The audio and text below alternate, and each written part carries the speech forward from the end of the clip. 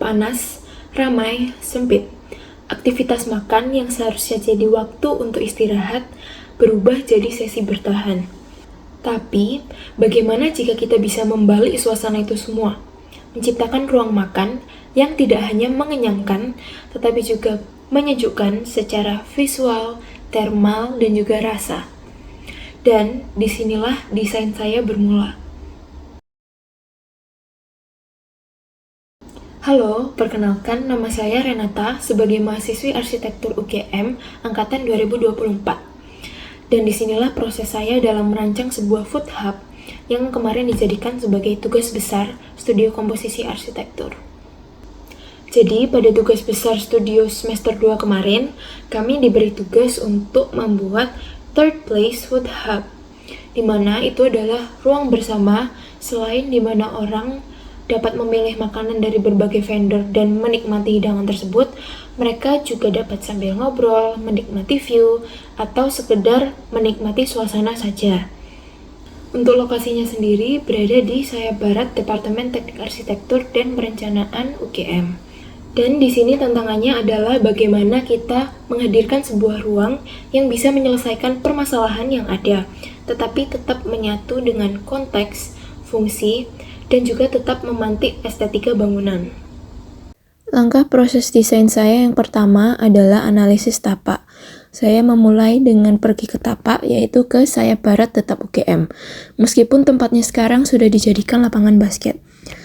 Site-nya dikelilingi oleh bangunan kampus dengan atap limasan, jalan lingkar teknik, dan juga sedikit rerumputan. Kemudian saya menemukan beberapa kelebihan tapak. Yang pertama, tapak berada di lahan berkontur, sehingga dari bagian lahan atas, pengguna dapat menikmati pemandangan terbuka ke arah sungai atau lembah Sarjito dan juga pemukiman. Kemudian yang kedua, kantin existing tetap telah berhasil menjadi aktivitas sosial antara mahasiswa dan mahasiswi lintas jurusan teknik. Dan disinilah saya melihat bahwa potensi third place itu sangat besar karena di sekitar tapak itu sudah terjadi pergerakan dan interaksi sosial yang aktif. Untuk kekurangannya adalah tapak itu terasa panas, terutama saat siang hari. Kondisi termal yang tidak menyenangkan ini dapat memengaruhi kenyamanan dan psikologis pengguna yang tadinya hanya ingin menikmati makanan saja. Langkah proses desain saya yang kedua adalah konsep dan desain. Menanggapi isu tadi, saya merumuskan konsep dalam sebuah diagram yang berakar pada problem utama. Untuk problem utama yang saya ambil pada tugas ini adalah kurangnya kesejukan. Dari problem utama tersebut, saya breakdown menjadi 3 bagian. Yang pertama, ada prinsip desain, yang kedua, ada fungsi, dan yang ketiga, ada implementasi elemen dalam bangunan. Untuk prinsip desain, saya mengurutkan dari prinsip desain yang memiliki urgensi tertinggi. Untuk prinsip desain yang memiliki urgensi tertinggi, di sini saya memilih ventilasi silang. Fungsinya untuk sirkulasi udara, lebih tepatnya untuk memperlancar aliran udara dan mengurangi hawa yang panas di dalam ruangan. Untuk implementasi elemennya, saya meletakkan pada jendela di lantai 1 dan juga dinding yang non-masif pada lantai 2. Prinsip desain yang kedua, saya memilih kolam atau water feature. Fungsinya sendiri untuk pendinginan alami, yaitu untuk menurunkan suhu sekitar melalui penguapan air.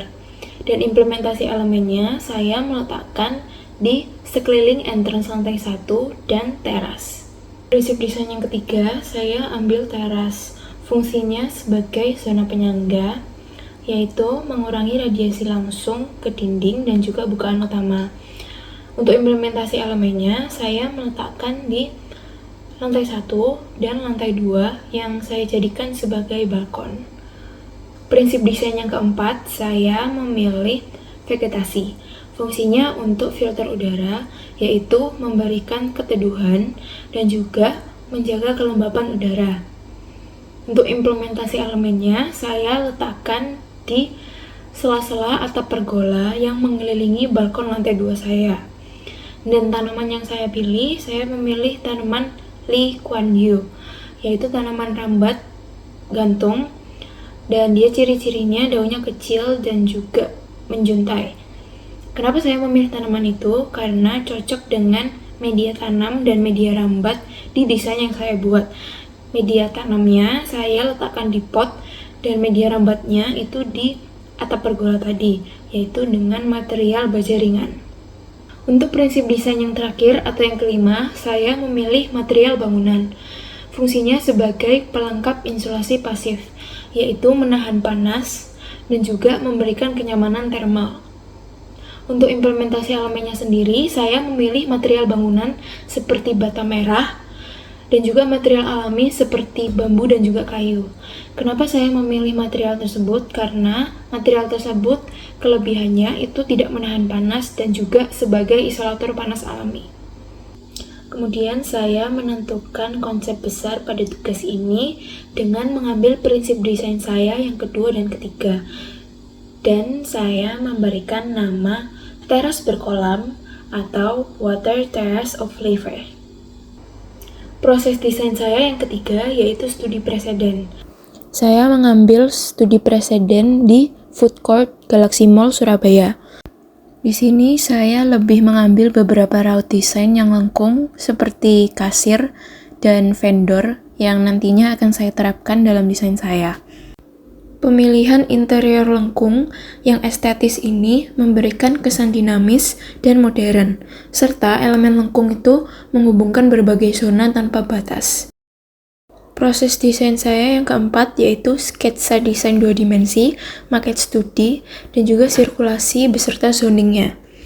Pada awalnya saya memilih 2 raut, yaitu raut lingkaran dan juga raut persegi panjang, kemudian saya menjadikannya menjadi satu kesatuan menggunakan elemen lengkung. Kemudian untuk sirkulasi lantai 1, di bagian luar terdapat kolam, teras, dan juga rem. Dan di bagian entrance itu disambut dengan kasir dan juga tangga. Kemudian di bagian yang lebih masuk lagi itu ada toilet, vendor, dan juga tempat makan. Kemudian di lantai 2 terdapat toilet, tempat makan, dan juga coworking space pada rencana awalnya. Kemudian saya membuat denah yang skalatis dengan perombaan sedikit. Di bagian luar tetap terdapat kolam dan teras. Kemudian saya memberi fountain wall dan sebenarnya di sebelah kiri itu ada remnya. Di bagian entrance disambut dengan kasir dan di sebelah kiri terdapat toilet. Kemudian masuk lagi ke bagian dalamnya itu ada vendor, tempat makan, dan juga tangga.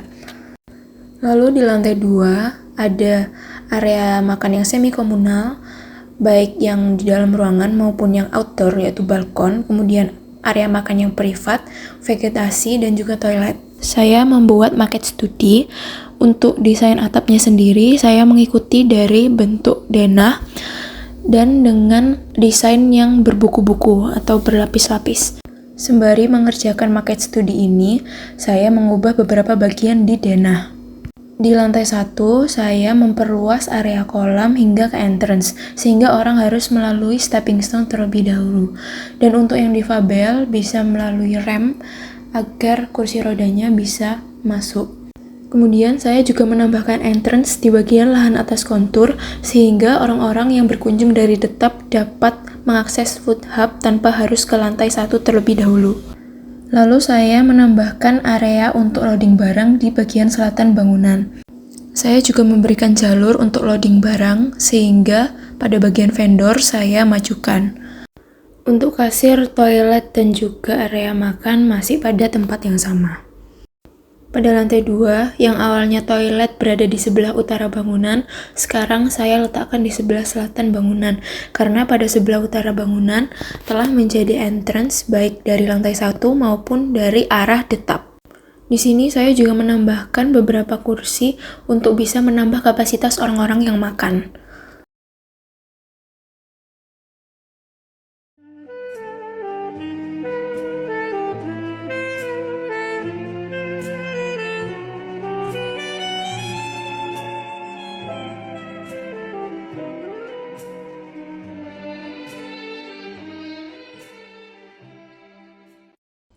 Sebelum menutup video ini, saya ingin mengucapkan terima kasih kepada dosen pembimbing saya selama semester 2 kemarin, yaitu Budian dan juga Bunia. Cukup sekian video desain proses saya. Terima kasih.